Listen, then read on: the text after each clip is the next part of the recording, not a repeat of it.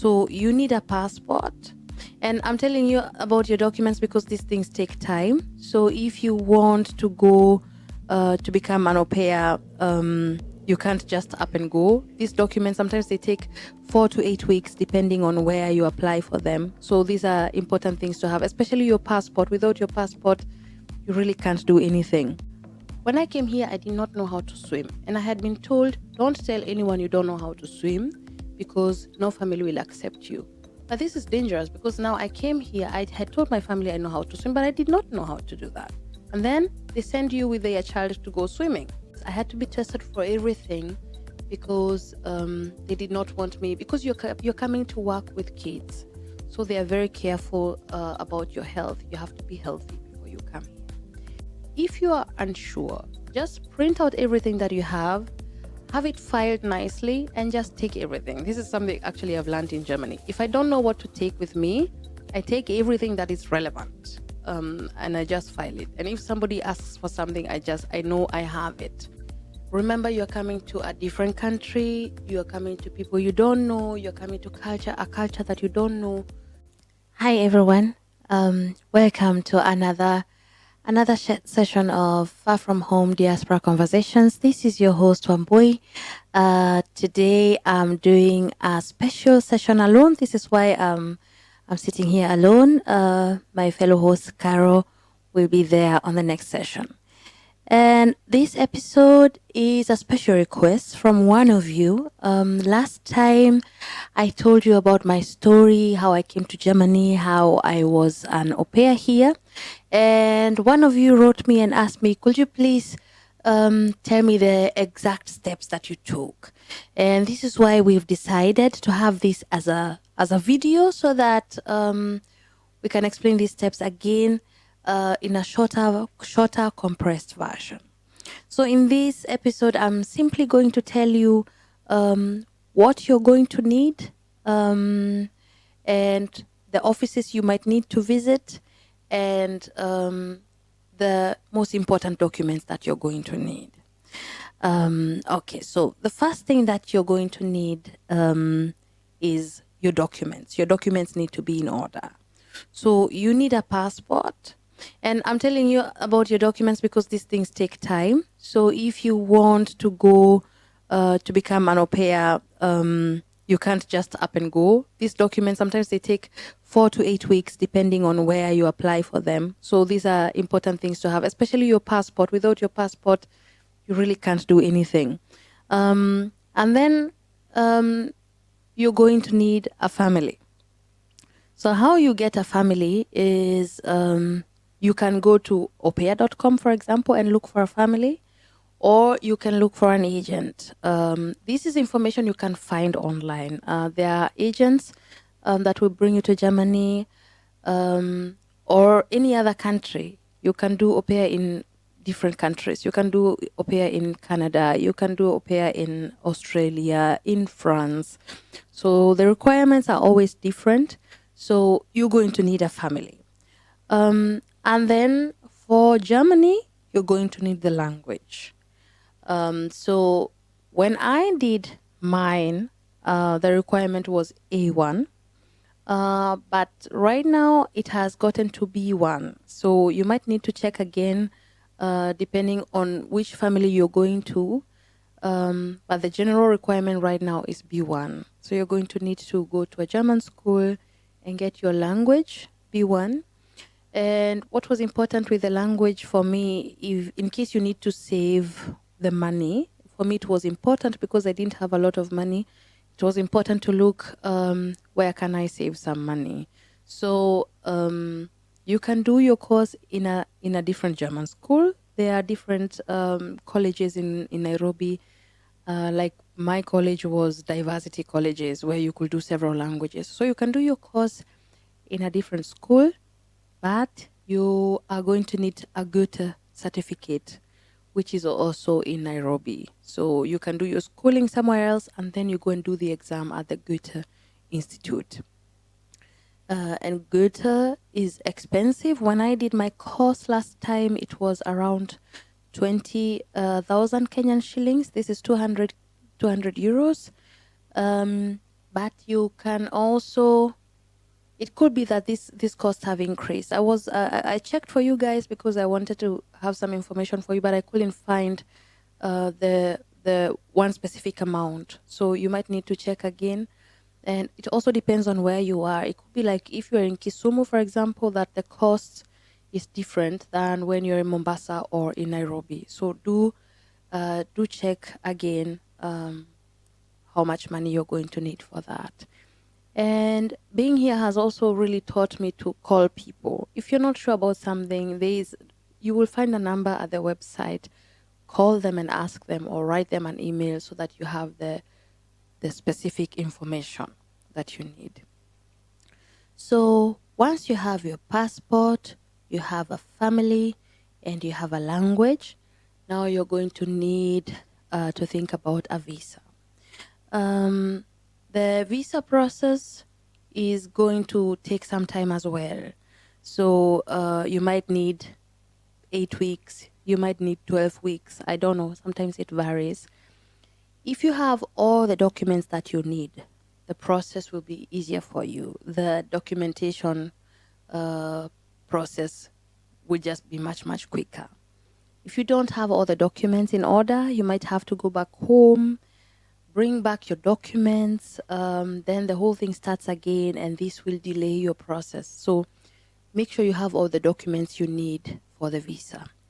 And for the visa, you need a health insurance. If you're coming to Germany, they need to see that you are insured. And this insurance is not just because sometimes you'll get a visa for 3 months for visiting, but the health insurance needs to be for the whole duration of the time that you're going to be here. You need to be insured. And normally, like in my case, my family took care of that. My family took care of the insurance costs. But for that, they are going to need all your medical information. So to get that, I had to go to a doctor, get tested, do a whole checkup. This meant that I had to be tested for HIV, for example. I had to be tested for pregnancy. I had to be tested for herpes. I had to be tested for everything because they did not want me, because you're coming to work with kids. So they are very careful about your health. You have to be healthy before you come here. And also, there is something called Führungszeugnis. This is a certificate that shows that you have not been,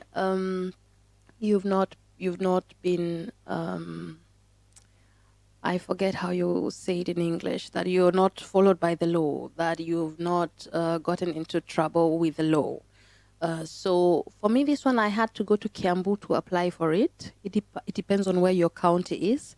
And also this takes time. So all these documents that I'm telling you, you're probably going to need eight weeks for them. So really, as soon as you know you want to do this, make sure you get all the documents, that you just go and apply for all the documents, because the process of having them is going to take some time.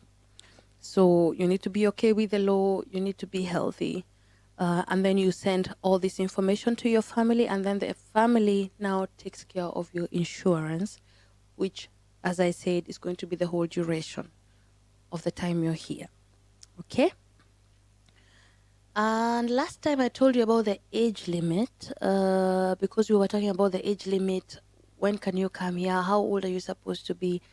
I've checked again. In an official opea.com website, they say that you're supposed to be between 18 and 26. But as I told you last time, I've seen many platforms where you find families specifically asking for certain ages. So you might find they're asking up to the age of 34 or up to the age of 30. Some will tell you up to the age of 21.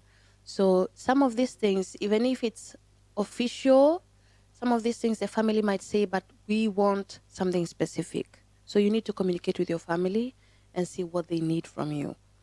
And also, it's important when you're looking at this information, there are different rules for EU and non-EU citizens. So where you're looking for your information, you might be looking at information that differs from what I say, but make sure to check that you're not looking at an EU, because EU people have different rules. They have different requirements than non-EU citizens. Like I am non-EU citizen, I come from Kenya, so these are the things that I needed to do. But if you're in EU, if you live in a country in EU, your requirements might be different. So make sure you check your websites where you're checking your information if it's relevant for you. And then you're going to need a contract for you to apply for the visa. So when you go to the visa offices, of course, you're going to tell them, I want to be an au pair. But without a contract, without signed documents, you're not going to get a visa. So make sure you have your contract signed. They can send that to you via email. This is what they did for me.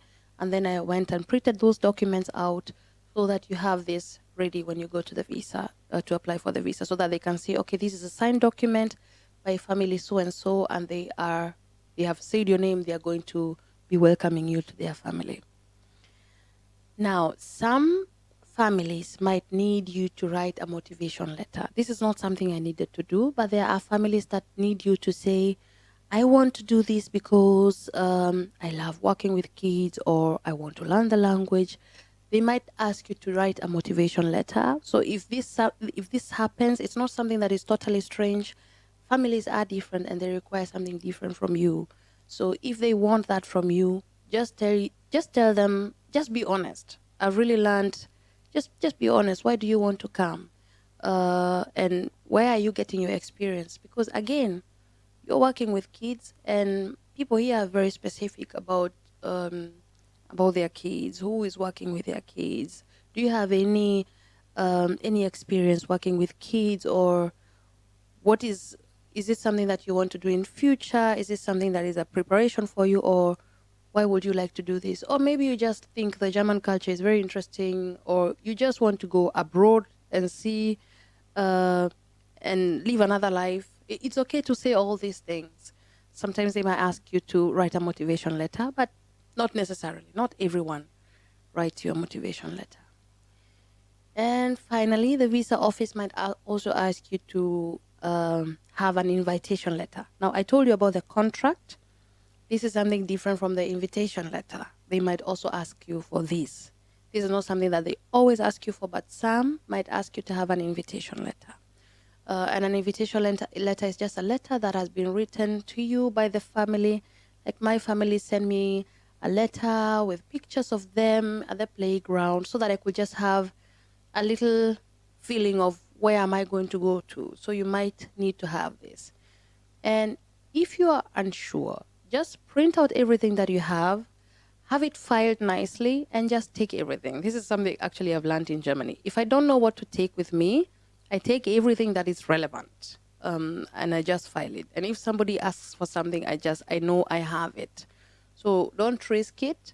Take everything you might need. If you don't need it, it's okay. But if you need it, at least you're going to have it there. So, and then for me, of course, you can go online and do this process. And I know life has changed since I came here 13 years ago. Life has changed now. People have access to internet. People have smartphones. People have all these things that are just readily accessible to them. This was not readily accessible to me. I had to go to computer shops to open accounts, to send my emails. Today, you can just do it on your own. So you might need to check. I needed an agent because I couldn't have found a family by myself. You might find that you do not need an agent to bring you here, that you can do this process alone. But this is not something I will automatically advise, because being with an agent means that you have someone you can talk to. If you really get a bad family, like I told you last time, I was very lucky. I got a really good family. They were supportive. They were nice to me. But I've also had stories of people who went to families and they were unhappy and they did not know where to go to. So remember, you're coming to a different country. You're coming to people you don't know. You're coming to a culture that you don't know. Don't take these things for granted. Having an agent means that you have someone that you can talk to. And this agency is also connected to the German agency. So there's an agency here in Germany who actually will write you letters sometimes and ask you, how are you doing? Do you feel well treated? Because you also have rights. You have rights. You're supposed to be okay. And if you're not okay in any way, then you need someone to protect you. So this is why, even if an agent might be expensive, if you're coming here for the very first time and you feel a bit unsure, I would say maybe do this with an agency and just don't do it alone online via Facebook. I wouldn't advise that, but I know that it's possible, and I know people have come here through that. So to sum up, like I said, you're going to need a passport. Make sure you get that very fast. You always need a passport, even if you're not coming to Germany. Just get yourself a passport because it's an important document. Then you're going to need language, and then you're going to need a visa. And I told you for the visa, you're going to need health insurance, which your family will send to you. And for the family to know about your health, they are also going to need some medical information about you. So you're going to need to do a checkup. You need to check for HIV. You need to check for pregnancy, for all these diseases that are transmitted because you're coming to work with children. So you're going to need all that. And then you're going to need to send them. I really only know it in German. It's called Führungszeugnis. I'm going to write it down again once I find out the right name. You can apply for that. This just shows that you have not been charged by the law, by the government of Kenya, that you are a free citizen to come. Like you're not running away from things that you've done. This is again important if you're coming to work with kids. And then you need an au pair contract and maybe a motivation letter and maybe an invitation letter. Okay? And then after you have all that, just remember you're going to need money. All these things need money. When you learn a language, you need money. Applying for these documents, you need money. Everything that you're going to do, even the flight, you're going to need money. So there is an amount of planning involved. So make sure you are planning your costs well so that you can take care of all your bills. And finally, talk to your family because sometimes you will hear things like, when I came here, I did not know how to swim. And I had been told, don't tell anyone you don't know how to swim because no family will accept you. But this is dangerous because now I came here, I had told my family I know how to swim, but I did not know how to do that. And then they send you with their child to go swimming. So you really don't tell lies. Just say what you can and you cannot do. If there's something that you cannot do, like a big one for me was I couldn't ride a bike, I couldn't swim, and I felt ashamed about these things. But there's no need to be ashamed because these are things I did not learn them. I learned other things. I could not learn these things because it was not possible for me. Today I know how to swim, so no big deal. But make sure you tell your family, I can do this, but I cannot do this. And if they accept you, okay. If they don't want this because this is not acceptable for them, also okay, you will find another way. Just don't tell lies. Let the communication remain clear. Let it be honest so that even when you come, you will not have this strange feeling of, because this is what I felt all the time. What will I do when they tell me to go swimming with their child? And finally, I had to tell them, and I apologized, and I told them, I'm really sorry. I was told I had to say that I can swim, but actually I can't swim. And they told me, it's not a big deal. Just say, it's not a big deal. So those are the things I would say that you really need. Talk to your family, talk to people who've done this before. And I really wish you all the best if you want to come here. Yeah, and if you have any other questions, you can always write us. You will find this information online also on other platforms. And opea.com is a good website to check your information. And some of this information that I gave you today, I also got it from opea.com. Okay, I wish you well and see you in our next podcast. Bye-bye.